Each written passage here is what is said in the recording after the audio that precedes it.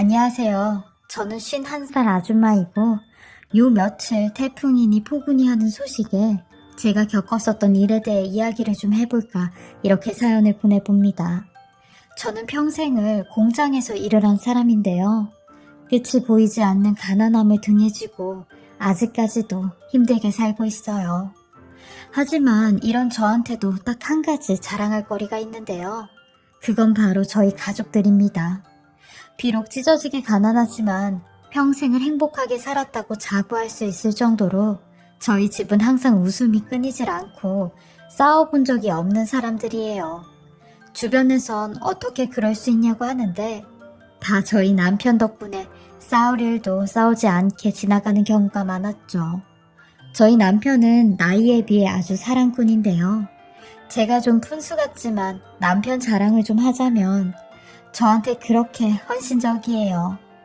하루도 빠짐없이 퇴근을 하는 저를 데리러 오는데 20년이 넘은 지금은 단종된 옛날 봉고차를 끌고 눈이 오나 비가 오나 제 직장 앞에서 기다리곤 해요. 그리고 제가 퇴근하고 집에 오면 저한테 손 하나 까딱하지 말고 쉬고 있으라고 하죠. 제가 34살 때 공장에서 일을 하다가 허리와 무릎을 크게 다친 적이 있는데 그날 이후로 남편이 저를 대신해 집안일을 도맡아 하곤 하죠. 본인도 공장에서 하루 종일 일을 하고 왔는데 저를 아낀다며 손도 못 대게 해요. 아마 시어머니께서 이 사실을 알게 되면 기절초풍할 노릇이에요. 저희 남편이 딸만 내신 집에 귀하게 태어난 아들이거든요. 제가 처음 시어머니한테 인사를 갈 때도 시어머니는 절 못마땅하게 쳐다보시며 가난하기라도 하면 얼굴이라도 반반하던가. 이건 얼굴도 못나 돈도 없어. 너는 대체 특출난 게 뭐냐? 라고 하실 정도였죠. 시어머니 말대로 저는 얼굴도 이쁘지 않은데 남편은 이런 제 못생긴 얼굴을 하루에도 몇 번씩 만져주며 이쁘다고 해요. 저보다 이쁜 사람은 본 적이 없다며 살면서 단 한 번도 다른 여자한테 눈길을 줘본 적이 없어요. 저희 애들도 이런 아빠의 모습에 이제는 거의 해탈한 목소리로 아빠 또 시작이라고 하죠. 그리고 좀 부끄럽지만 50이 넘은 나이에도 저희 부부는 아직까지 뜨거워요. 남들보다는 조금 유별나게 부부 사이가 좋았죠. 그러니 애들하고도 화목할 수밖에 없었던 것 같아요. 제가 살면서 남편이나 애들에게 참 고마운 게 하나 있는데 여태 아무런 사건 사고 없이 열심히 살아주었다는 거죠. 지금까지도 본인들 자리에서 묵묵하게 할 일을 하며 사는 모습을 보면 이것도 다 내 복인가 보다 싶었어요. 예전에는 가난이 싫어 이런 저의 처지를 많이 원망했는데 이 정도면 내 인생도 나쁘지 않다 생각이 들었죠.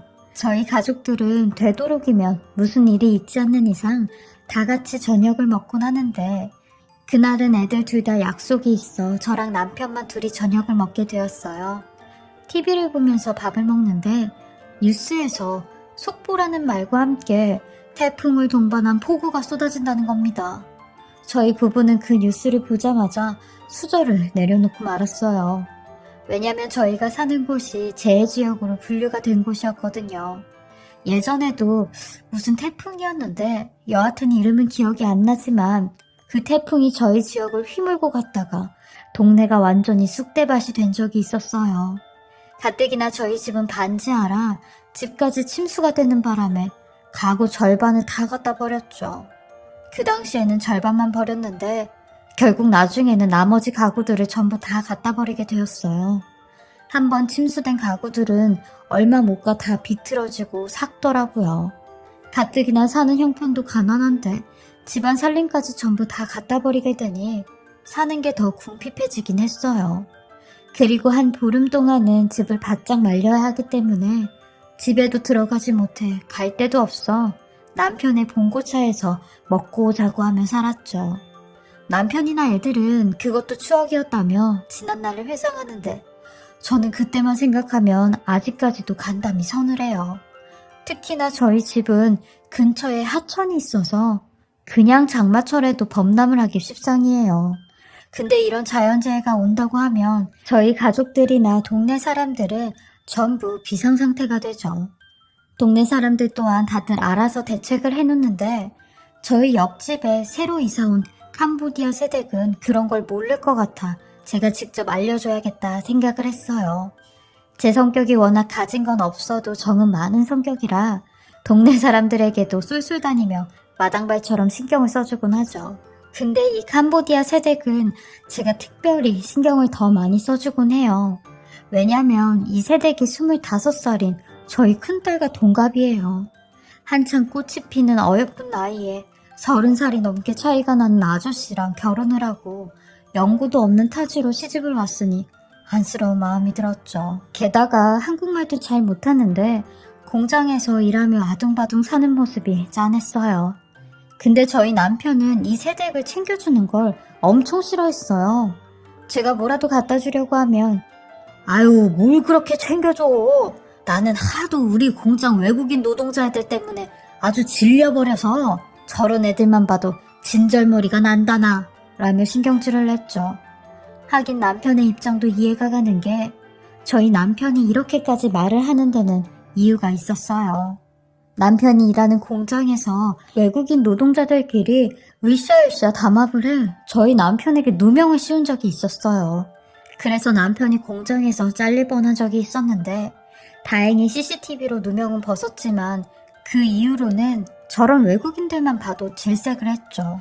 아무튼 저는 남편과는 별개로 한국어를 잘 못 알아듣는 캄보디아 세댁한테 손짓 발짓을 다 써가며 이 상황을 알려주었어요. 근데도 무슨 말인지 못 알아듣더라고요. 저는 답답한 마음에 세댁, 그럼 남편은 어딨어? 허스밴드! 라고 물어봤어요. 그러니 자기 남편은 또 멀리 일을 갔다고 하더라고요.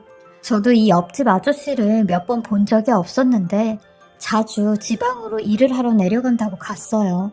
짧게는 일주일, 길게는 한 달씩이나 집에 안 들어오는 경우도 있었어요.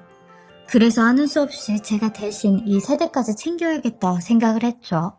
아까도 말했듯이 저희 집은 반지하라 지대가 낮아서 특히나 근처 배수구는 깨끗하게 치워놔야 해요. 이물질이 있으면 역류를 해서 바로 침수가 되어버리거든요. 그리고 만약에 또 침수가 된다면 전자기기 때문에 감전이 되는 사고가 발생할 수 있어서 절연 테이프로 전선을 꼼꼼하게 감싸주는 작업도 해놔야 했어요. 그리고 누전 차단기를 이용해 전원을 차단해야지만 침수가 돼도 감전사고를 예방할 수 있죠. 저는 이 모든 걸 남편 모르게 세댁한테 다 해주었고 세댁도 이런 제게 고맙다며 연신 감사의 인사를 했어요. 그리고 혹여나 무슨 일 생기면 우리 집 문 두드리라는 말까지 하고 나왔어요. 그렇게 별탈 없이 잘 지나갔으면 하는 마음으로 노심초사하고 있었는데 태풍과 폭우가 쏟아진다던 그날 생각보다 저희 동네에는 비가 그렇게 많이 오지 않았고 오전에 일을 하다 보니 어느새 비가 또 그쳤어요. 남편은 그날이 비번이라 집에서 쉬고 있기에 저는 다행이다 싶은 마음에 남편에게 연락을 했어요. 그러니 남편도 다행이라며 이따가 저녁 때는 차로 안 가고 걸어서 데리러 갈 테니까 저녁에 보자고 했죠. 그리고 전화를 끊은 뒤 몇 시간이 지나 하늘을 보니까 새까만 먹구름이 몰리기 시작했고 저는 그걸 보고도 아까처럼 이러다가 말겠지 싶어 대수롭지 않게 생각을 했는데 이런 제 생각은 오판이었고 이내 천둥 번개가 치며 비가 말도 못하게 내리기 시작하는 겁니다. 무서울 정도로 비가 들이치기 시작하는데 바람도 얼마나 세게 부는지 창문이 다 덜그덕거리며 불기 시작했어요. 그러던 때 갑자기 남편의 차가 생각이 나는 겁니다. 저희 집 앞엔 주차장이 없어서 항상 남편이 하천 옆 도로에 봉고차를 세워두곤 하는데 오늘 아침엔 폭우 소식에 봉고차를 치워놨다가 아까 비가 그치면서 다시 갖다 놨다고 했거든요. 근데 그 말이 생각이 났고 저는 얼른 남편에게 전화를 걸었어요. 하천에 물이 불게 되면 차가 침수되는 건 시간 문제였거든요. 근데 남편이 전화를 받지 않는 겁니다. 열 몇 통을 해도 전화를 받지 않았고 저는 불안한 마음에 공장장님한테 사정 얘기를 하고 잠깐만 집에 좀 다녀오겠다고 했어요. 그러니 공장장님도 얼른 갔다 오라고 하시더라고요. 그렇게 저는 거의 비를 쫄딱 맞으면서 집으로 달려갔고 집에 가니 남편이 없는 겁니다. 그것도 핸드폰까지 두고 말이죠. 저는 안 되겠다 싶은 생각에 나라도 차를 빼놔야겠다 생각을 했고 차키를 찾았어요. 아니 근데 차키도 보이지 않는 겁니다. 저는 역시나 남편이 차에 갔나 보다 싶어 집 뒤에 있는 하천으로 달려갔고 역시나 저 멀리서 은색깔 남편의 봉고차가 보이는데 벌써 바퀴 부분이 물에 잠긴 걸 볼 수 있었어요. 저 차가 저희 집의 마지막 재산과도 같아 저는 전력 질주를 해 남편의 봉고차로 갔고 저희 차가 뒷자리에는 창문이 없어서 운전석 창문을 들여다봤어요. 근데 남편은 보이질 않는 겁니다. 문을 열려고 해도 문은 당연히 잠겨 있었고 뒷문은 열려 있을까 싶어 뒷문으로 뛰어 차문을 있는 대로 제꼈는데 세상에 거기에 남편이 있는 겁니다. 근데 남편은 온전한 모습으로 있질 않았고 그 옆에 어떤 여자와 함께 있었어요. 남편은 이런 절 보자마자 기겁을 했고 그 여자는 몸을 돌려 얼굴을 가리고 있는데 그 모습에 완전히 눈이 뒤집혀졌어요. 저는 봉고로 들어가 남편의 머리를 잡고 밖으로 끌어내선 내동댕이를 쳐버렸어요. 그리고 소리를 지르며 당신이 어떻게 나한테 이럴 수 있어? 네가 어떻게 나한테 이럴 수 있냐고? 이따위로 나한테 뒤통수를 쳐? 하며 비 오는 날 미친 사람처럼 남편을 잡고 끌어당기고 난리가 났죠. 그러니 난리를 치는 제 목소리에 동네 사람들이 나오기 시작했고 남편은 허겁지겁 지 손에 들고 있던 옷을 둘러싸고 제 다리를 붙잡으며 미안하다고 다 설명하겠다고 빌기 시작하는데 그런 남편을 걷어차며 나는 지금 네 걱정에 네 차 침수될까봐 비 맞으면서 이러고 다니는데 너는 지금 이 안에서 뭐 하고 있었냐? 이따위 짓거리를 하고 자빠졌는데 그냥 침수가 되든 말든 내버려둘 걸 그랬네. 너 오늘 내가 가만히 안 둬. 하며 남편 놈을 있는 대로 치기 시작했어요. 이미 저는 눈에 뵈는 게 없었고 저 안에 있는 여자의 면상짝을 보러 봉고로 들어가려고 하는데 남편이 제 다리를 붙잡고는 못 들어가게 절 말리는 겁니다. 다 설명한다며 내 얘기 좀 들어보라고 하는데 저는 그런 남편을 있는 대로 내동댕이 쳤고 봉고 안으로 들어가 몸을 최대한 웅크리고 있는 그 여자의 머리를 있는 대로 들어 올렸어요. 그리고 보게 된 그 여자의 얼굴에 저는 뒷걸음질을 치다가 넘어지게 되었고 한참을 말없이 그 여자만 쳐다보고 있었어요. 그러니 그 여자가 제게 언니 죄송합니다 라고 하는데 그 여자는 바로 저희 옆집의 캄보디아 새댁이었죠. 저는 너무 충격을 받아 걔와 남편놈을 번갈아가며 쳐다봤고 남편놈에게 다가가 난리를 쳤어요. 이 미친 인간아, 너 지금 딸이랑 동갑인 애랑 뭐하고 있는 거냐고 소리를 질렀죠. 주변에서 사람들이 웅성거리든 욕을 하든 그때 저는 아무것도 안 보이고 실성한 사람처럼 정신이 제정신이 아니었어요. 그러니 남편놈은 제 팔을 잡고 여보 얘가 이 불려 같은 얘가 나를 꼬신 거라니까. 나한테 먼저 추파 던지면서 당신 없을 때마다 우리 집에 와서 내 손잡고 내 팔에 막 기대고 외롭다느니 남편이 싫다느니 그런 말 하면서 막 나를 꼬시더라고 라고 하는데 저는 그 새댁을 봉고에서 끌어내 네가 그랬냐고 했어요. 그러니 그 새댁은 당연히 무슨 말인지도 못 알아듣고 무슨 말을 하는지도 모르고 그냥 계속 아니라는 손짓만 하며 울고 있는 겁니다. 남편은 계속 그 새댁의 어깨를 밀치며 네가 나한테 그러지 않았냐고 하는데 저희의 싸움을 보고 있던 어떤 남자 외국인 노동자가 저희한테 다가오더니 이 조장님 거짓말하지 마세요. 옛날에도 이 조장님이 내 베트남 친구 여자친구랑 일했다가 헤어지게 만들었잖아요. 그리고 공장에서까지 잘리게 만들었잖아요. 근데 또 이러고 있는 거세요? 라는데 그게 무슨 말이냐고 했어요. 그러니 몇 년 전 공장에서 남편을 누명 씌운 외국인 노동자들이 남편의 이런 짓 때문에 화가 나 일부러 누명을 씌우게 했다는 겁니다. 그러면서 거짓말 아니라고 제 공장 친구들 다 데리고 와서 얘기해 줄 수 있고 캄보디아 친구도 데리고 와서 저 여자가 하는 말 통역까지 해줄 수 있다고 하는데 저는 또 한 번 머리가 새하얘졌어요. 여태까지 남편놈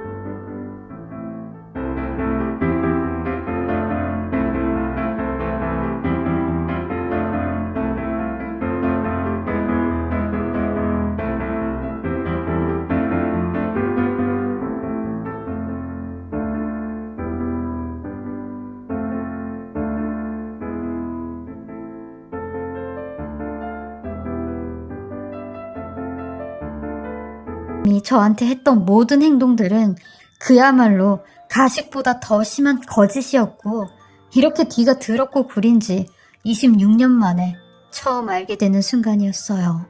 너무 기가 차고 화가 치밀어 올라 눈물조차 나지 않았네요. 남편 놈은 끝까지 이것들이 어디서 또 이렇게 누명을 씌우냐며 니들 진짜 경찰서 가야지 정신 차리겠냐?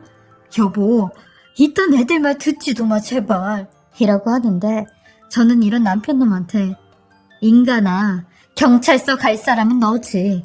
이 엄한 사람들 잡지 말고 네가 경찰서 좀 가야겠다 라며 질질 끌고 집으로 들어왔어요. 집에 들어왔는데도 화가 가라앉질 않았고 남편의 모든 짐을 다 싸서 나가라고 했네요.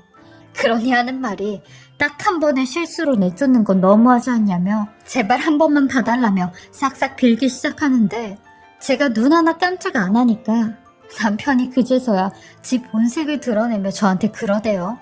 잘난 거 하나 없는 너 데리고 산 게 이 정도밖에 안 되냐며 나도 너 같은 여자 데리고 산 이유가 다 돈 벌어다 주니까 잠자코 있었던 거지.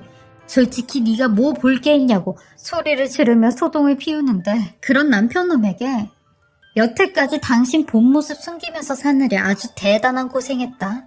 그러니까 이제 그만 끝내자고.